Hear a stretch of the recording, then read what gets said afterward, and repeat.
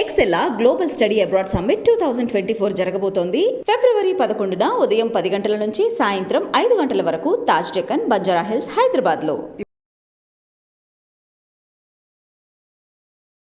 నమస్కారం, welcome to I dream. నేను విజిత. ప్రస్తుతం మనతో పాటు ఉన్నారు ప్రముఖ ఆధ్యాత్మిక నిపుణులు, జ్యోతిష్య రత్న శ్రీమతి డాక్టర్ కోనాల భాగ్యలక్ష్మి రెడ్డి గారు మనతో పాటు ఉన్నారు. ఇప్పుడు అమ్మతో మాట్లాడి మరిన్ని విషయాలు తెలుసుకుందాం. నమస్తే అమ్మా. నమస్తే అమ్మా. ఎలా ఉన్నారమ్మా? బాగున్నాను తల్లి. అమ్మ, చాలా వరకు ఇంట్లో పెద్దవాళ్ళు చెప్తూ ఉంటారమ్మా, సాయంకాల వేళ మనం లైట్ ఆన్ చేసిన తర్వాత చీపురు పెట్టి మనం ఇల్లు చిమ్మకూడదు అని చెప్పి. ఎందుకమ్మా అలా? నిజంగా చిమ్మకూడదా? చిమ్మితే ఏం జరుగుతుంది? మొట్టమొదటి ఒక శ్లోకం చెప్పుకొని ఆ తర్వాత మనం మాట్లాడుకుందాం. ఓకేనా? గణానాన్త్వా గణపతిగం భవామహే కవిం కవీనాముపమస్రవస్రవం జ్యేష్ఠరాజం బ్రహ్మణస్పద ఆనశృణ్వన్నోతిభిస్సీదసాదనం ప్రణో దేవీ సరస్వతి వాజీవిర్వాజనేవతి గణేశాయ నమః సరస్వత్యై నమః శ్రీ గురుభ్యో నమః హరి ఓం. ఓం శ్రీ మాత్రే నమః. ఇప్పుడు మీరు అడిగినటువంటి ప్రశ్నకి మనం ప్రతిదీ కూడా మనకి విఘ్నాలు లేకుండా అవ్వాలి అని అంటూ ఉంటారు కదా. మరి అలాంటప్పుడు మనం దీపం పెట్టాక మనం మరి మహాలక్ష్మీదేవి వచ్చే వేళ చీపురుగట్టు పట్టుకుని ఆవిడకి ఎదురెళ్తామా?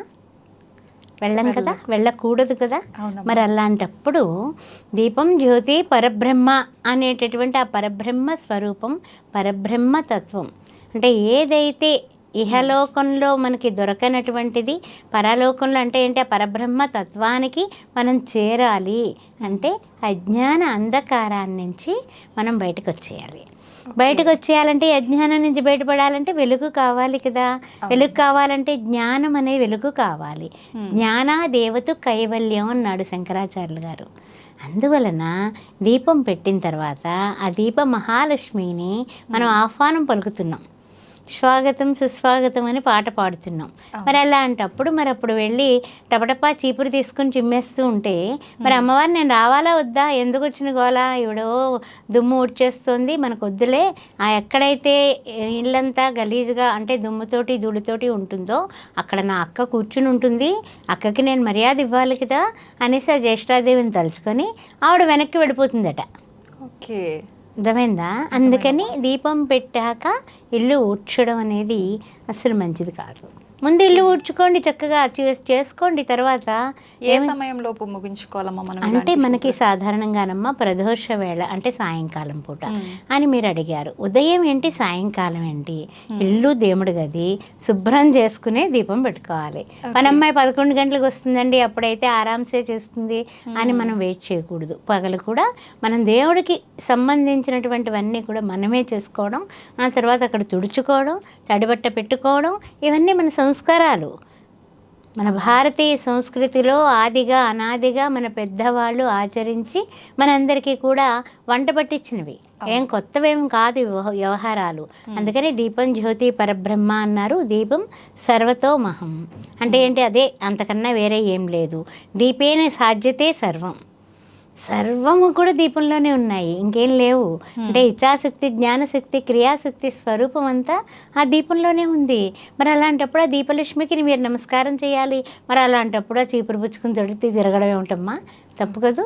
అందుకని అది చెయ్యొద్దు. సంధ్యాదీపం నమోస్తుతే.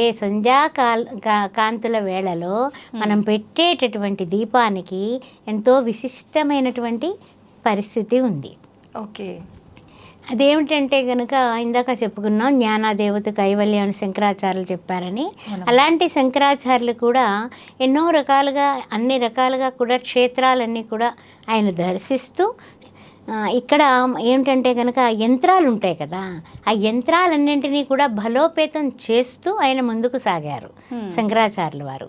అందువల్ల ఆ యంత్ర రూపంలో కూడా భగవంతునికి మంత్ర సిద్ధితో అక్కడ మనం చేస్తూ ఉంటాం అన్నమాట. అంటే ఏంటి? ఆ ఉపాసన బలాన్ని దారపుస్తూ ఉంటారు ఇలాంటి మహానుభావులు. అలాంటి వేళ ప్రదోష వేళ. ఓకే.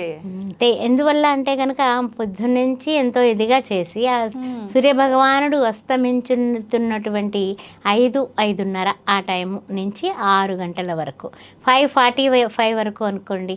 5:05 నుంచి పోనీ హాఫ్ అన్ అవరే వేసుకుందాం. అంతకుముందు తుడిచేసుకోండి. 5 గంటల వరకు మీరు ఇల్లంతా శుభ్రం చేసేసుకోండి. ఆ తర్వాత చక్కగా మనకి 5:30కి దీపం పెట్టుకోండి. కాళ్ళు చేతులు మొహం కడుక్కొని, ఆడవాళ్ళైతే శిరస్థానం రోజు అవసరం లేదు, కంఠస్థానం చాలు. ఆ విషయం కూడా చెప్పబడింది మనకి. అందువల్ల విపరీతంగా మీరు ఏమీ ఇదవ్వకుండా చక్కగా కుదిరితే స్నానం చేయండి, లేదా కాళ్ళు చేతులు మొహం కడుక్కొని చక్కగా మంచి బొట్టు పెట్టుకొని దీపం పెట్టుకోండి. దీపం పెట్టుకునేటప్పుడు తులసమ్మ దగ్గర పెట్టాలి. మన వాళ్ళకి అన్నీ ఇదే, ఇల్లు ఎటువైపు తుడాలి. ఇప్పుడు ఇల్లు తుడవాలన్నాం కదా, అది ఎటు నుంచి ఎటు తుడాలండి అని అడిగేవాళ్ళు మహానుభావులు కూడా ఉన్నారు. ఆ విషయం కూడా చెప్పేసుకుందాం. ఎందుకంటే కనుక ఇల్లు తుడిచేటప్పుడు ఎప్పుడు కూడా ఉత్తరం నుంచి దక్షిణానికి తుడవద్దు.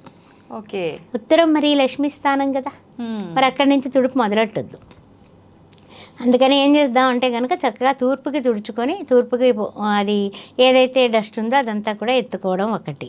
లేదు దక్షిణం నుంచి మొదలుపెట్టి మధ్యలో ఆపేసి, అంటే ఏ రూమ్కి ఆ రూమ్ తుడుచుకోండి. అది ది బెస్ట్. అంతా కూడా మొత్తం అంతా కూడా చూడండి ఏంటంటే సూక్ష్మక్రిములన్నింటినీ అన్ని రూముల్లోనే తిప్పి లాస్ట్కి వచ్చి మన పనమ్మాయి చేసేటటువంటి పనులే అవి. అవి కాదు. అవి కాకుండా ఏ రూమ్కి ఆ రూమ్. అంటే ఏంటి, సూక్ష్మక్రిములు పెరగడం ఆరోగ్యానికి, ఆ తర్వాత ఆహ్లాదకరమైనటువంటి వాతావరణానికి కూడా ఈ ఇల్లు ఊడవడం అనేది జస్ట్ ఏదో బ్రష్ ఇచ్చుకుని పెయింటింగ్ వేసినట్టుగా ఊడుస్తూ ఉంటారు మన వాళ్ళు, మన ఇంట్లో అది చేసేవాళ్ళు. అలాంటప్పుడు ఏం అనలేము, మనం తుడుచుకోలేము. అందుకని అడ్జస్ట్ అయిపోతూ ఉంటాం. కానీ వాళ్ళు పట్టించుకోరమ్మా, వాళ్ళ పని వాళ్ళు చేసుకుంటూ వెళ్ళిపోతారు. అందుకనే కనీసం దేవుడి గది మీరు శుభ్రం చేసుకోవచ్చు కదా అంటాను నేను. పొద్దున్నే లేచి దేవుడి గది శుభ్రం తుడిచేసుకొని కాస్త తడిగుడ్డు పెట్టేసుకుంటే మన దేవుడి గదిలోకి మన రాజ్యం, అది స్వరాజ్యం. మన వంటగది, మన దేవుడి గది ఆడవాళ్ళ రాజ్యం. ఆ రాజ్యాన్ని శుభ్రం చేసుకోండి. ప్రతిమా విషయాలు పోన్లే అన్నీ చేసుకోమంటే అందరికీ కష్టం ఇప్పుడు, అసలు కంప్యూటర్ యుగమాయే.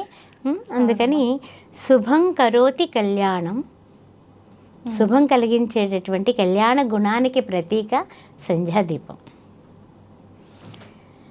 ఆరోగ్యం ధన సంపదాం, ఆరోగ్యం ప్రసాదించి ఆయురారోగ్య అష్టైశ్వర్యాలు ప్రసాదించేటటువంటిది దీపం. సంధ్యా కాంతుల వేళ ఇది, సాయిని చేరే సమయం ఇది అని పాట కూడా ఉంది. అంటే ఆ సంధ్యాదీపం కూడా సాయిబాబా వారికి కూడా చాలా ఇష్టం అట. అలా ఏ దేవుడికైనా సరే ఇష్టమే. అందువల్ల సంధ్యాకాంతుల వేళలో మనం దీపారాధన చేయడం అనేది చాలా ముఖ్యం. శత్రువుల యొక్క బుద్ధిని వినాశనం చేసేది సంధ్యాదీపం. అంటే వాళ్ళకి మీ మీద నాకు ఇష్టం లేదు, కానీ చాలా ప్రేమగా కౌగిలించుకుని మాట్లాడుతున్నాను, కానీ లోపల అబ్బా ఇంత చక్కగా ఉంది పిల్ల అనేసి ఏదో ఒక భేదభావం రావచ్చు. దాన్ని సమూలంగా నాశనం చేసి పాజిటివ్ వైబ్రేషన్స్ కలిగించేది దీపారాధన. ఓకే. ఆ తర్వాత దీపం జ్యోతి నమోస్తుతే, దీపానికి కొంచెం పసుపు కుంకుమ, ఒక పువ్వు, 2 అక్షింతల గింజలు వేసి దండం పెట్టుకుని దీపారాధన చేయండి. మీకు ఆ రోజంతా ప్రశాంతంగా వెళ్ళిపోతుంది. అందుకని ఉదయం సాయంకాలం కూడా దీపారాధన మానకండి. ఉదయం పూట పురుషులు చేయొచ్చు దీపారాధన, ఆడవాళ్లే చేయాలనే నియమనిష్టలు లేవు. మా సాయంకాలం మాటలు మాత్రం చిట్టు తల్లులు మీరు చేయండి. చక్కగా కుంకుమ బొట్టు పెట్టుకోండి, స్టిక్కర్స్ కిందన్నా కుంకుమ పెట్టుకోండి, చక్కగా దీపారాధన చేయండి. శ్రీ మహాలక్ష్మి కటాక్షం వస్తుంది. సరే, ఇప్పుడు ఇల్లు తుడిచేటప్పుడు చాలామంది అంటూ ఉంటారు కదమ్మా, ఏమనంటే కనుక రాత్రి తుడిచాం, ఉదయం తుడవాలా, ఉదయం తుడిచాం, ముందు రోజు రాత్రి అండి అంతా శుభ్రం చేసేసి దేవుళ్ళని సర్దేసుకున్నానండి, ఇల్లు తుడవక్కర్లేదండి పొద్దున్నేని, దీపం పెట్టేసుకోవడమే, ఒత్తులు కూడా వేసేసి చెట్టుకున్నాను అని కొంచెం అంటే కాస్త పాపం పొద్దున్నే లేవలేనటువంటి ఒక బంగారు తల్లి అలా అంటుంది. అలా అన్నప్పుడు మరి నిన్న తిన్నాం కదా, ఈవేళ తింటాం కదా, మరి ఆ విషయాన్ని ఎలా మరుస్తారు మీరు? అర్థమైందా? అది అలాగా ఏ రోజుతో ఆ రోజే చేసుకోవాలి. అందువల్ల ఏంటంటే నెగిటివ్ ఎనర్జీస్ పోవడానికి కూడా మనం చాలా చక్కగా ఇల్లును శుభ్రం చేసుకునేటప్పుడు కొంచెం కళ్ళుప్పు పసుపు వాడి చేసుకోవడం. ఇల్లు తుడిచేసామమ్మ, తుడిచేయడం కాదు, అవన్నీ చేసుకోవడం. అదేవిధంగా కొంచెం ఎప్పుడైనా సరే గోపంచకంతో శుద్ధి చేసుకోవడం. అంటే నెలసర్లు ఉంటాయి కదా ఆడవాళ్ళకి, ఆ ఇల్లు తుడిచేటప్పుడు, ఆ ఇల్లు ఊడ్చేటప్పుడు, ఆ దీపకాంతులలో మన సంసారం బాగుండాలంటే గోపంచకాన్ని నెలకొక్కసారి 5వ రోజైనా సరే మొత్తం ఇల్లంతా కూడా ప్రక్షాళన చేసుకుంటే అన్ని విధంగా బాగుంటుంది. సరే, కొంతమంది ఏం చేస్తూ ఉంటారంటే కనుక దీపం వెలిగించేస్తాం దేవుడి దగ్గర, ఆయన వెలుగులో బాగానే ఉన్నాడు, ఇంట్లో లైట్లన్నీ వేస్తే కరెంట్ అయిపోతుందనో, లేకపోతే కొంతమందికి చీకట్లో ఉండడం ఇష్టం, అదేమిటో తెలీదు అని దీపాలన్నీ ఆర్పేస్తారు. చిన్న బెడ్ లైట్ ఎక్కడో ఎర్రగా వెలుగుతూ ఉంటుంది. అలా వద్దు. ఒక చోట ఎక్కడో ఒక్క చోట ఒక బల్బు వెలిగేటట్టు చేయండి. అది 20 క్యాండిలా, అది 30 క్యాండిలా, అది మీ ఇష్టం, కానీ వెలగాలి. సింక్లో ఎండిపోయిన గిన్నెలు ఉంచకండి. ఎందుకంటే ఇంట్లో దీపారాధన చేస్తున్నారు అంటే 2 పూట్లా కూడా అమ్మవారు కాలి గజ్జలు గల్లు గల్లుమంటూ తిరుగుతుంది.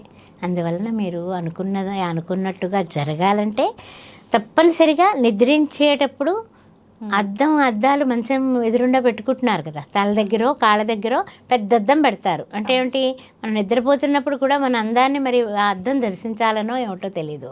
అలాగా అద్దం మాత్రం కాళ్ళ వైపు ఉంచుకోకండి. శ్రీ మహాలక్ష్మీదేవికి సంకేతం కదా అద్దం. అందువల్ల అదొక్కటి జాగ్రత్త పడితే అన్ని విధాలా బాగుంటుంది. ఓం మణి అనేసి అనుకొని ఓం మణి అన పద్మేహం, పద్మంలో ఉన్నటువంటి ఓం మణి పద్మేహం. ఏం లేదు, మంత్రం చాలా చిన్నది. ఓం మణి పద్మేహం అని పద్మేహం, అది పెద్ద కష్టం కాదు కదా. మనం ఇంగ్లీష్ మీడియంలో చదువుకున్నాక కూడా ఓం మణి పద్మేహం అంటే పద్మంలో ఉండేటటువంటి ఓ పద్మావతి దేవి, నేను దీపారాధన చేస్తున్నాను. నీవెలాగైతే పద్మావతిగా ఈ యొక్క శ్రీనివాసుడి హృదయ స్థానంలో ఉన్నావో అలాగే సంధ్యా దీపారాధనలో నేను చక్కగా అన్నీ కూడా ఇల్లంతా శుభ్రపరుచుకొని చేస్తున్నాను. కాబట్టి నా ఇంట్లో నా భర్త మనస్సులో హృదయ స్థానంలో నేను ఉండాలి అనుకుని చేయండి. అన్ని విధాల మీ ఇల్లంతా కూడా భోగభాగ్యాలతో ఉంటుంది. నిజంగా ఎంత చక్కగా చెప్పారమ్మా అన్నీ.